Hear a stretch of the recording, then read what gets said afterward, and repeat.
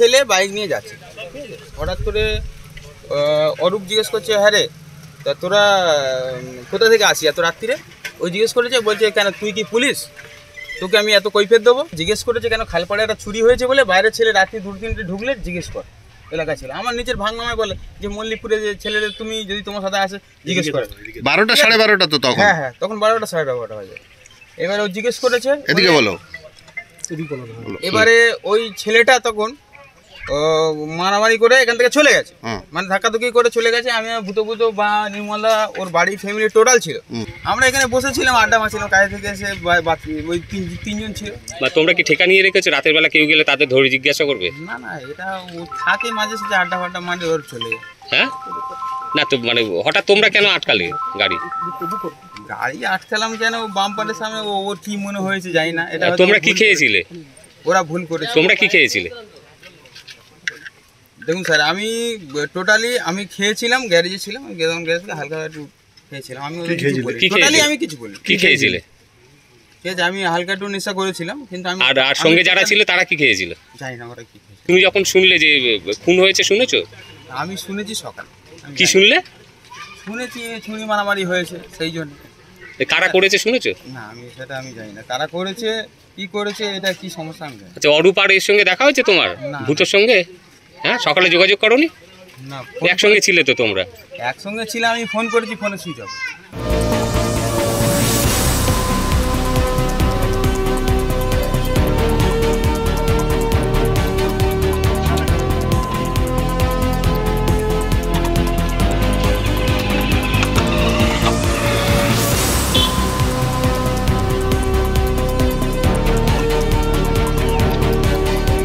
সকালবেলা ফোন পাই বেগমপুর পঞ্চায়েত প্রধান রেখা সর্দারের কাছ থেকে। উনি আমাকে জানতে চায় যে দাদা কী হয়েছে, টগরবেড়িয়ায় নাকি মার্ডার হয়ে গেছে। তাহলে আমি শুনিনি তো। সকালবেলা তখন 7টা 7:30টায় ফোন করেছি।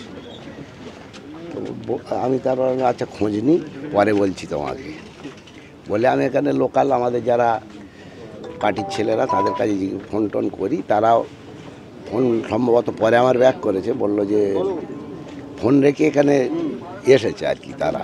তারপরে বাড়ি গিয়ে ফোনটা দেখে আমার মিস কল, তারপরে ব্যাক করেছে। আমি তাদের মুখ থেকে যেটা শুনলাম যে অনেক রাত্রে এটা ঘটেছে, তারা কিছু জানতো না।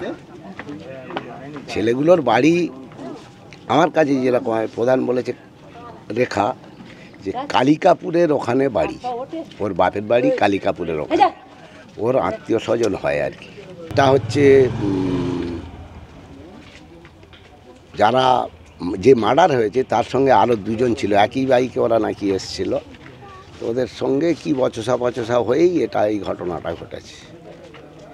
মানে কালিকাপুর থেকে যে 3জন এসেছিল তাদের সঙ্গে স্থানীয় ছেলেদের, স্থানীয় এই টগরবেড়িয়ার ছেলেদের বচসা হয়েছে। তারপরে কি ছুরি দিয়ে কুপিয়ে মেরেছে? তারপর শুনছি, আমি জানি না, দেখিনি, বলছে ছুরির আঘাতেই মরেছে আর কি। এটা আমার যেটুকু। ফলো করুন সংবাদ প্রতিদিন ডিজিটাল।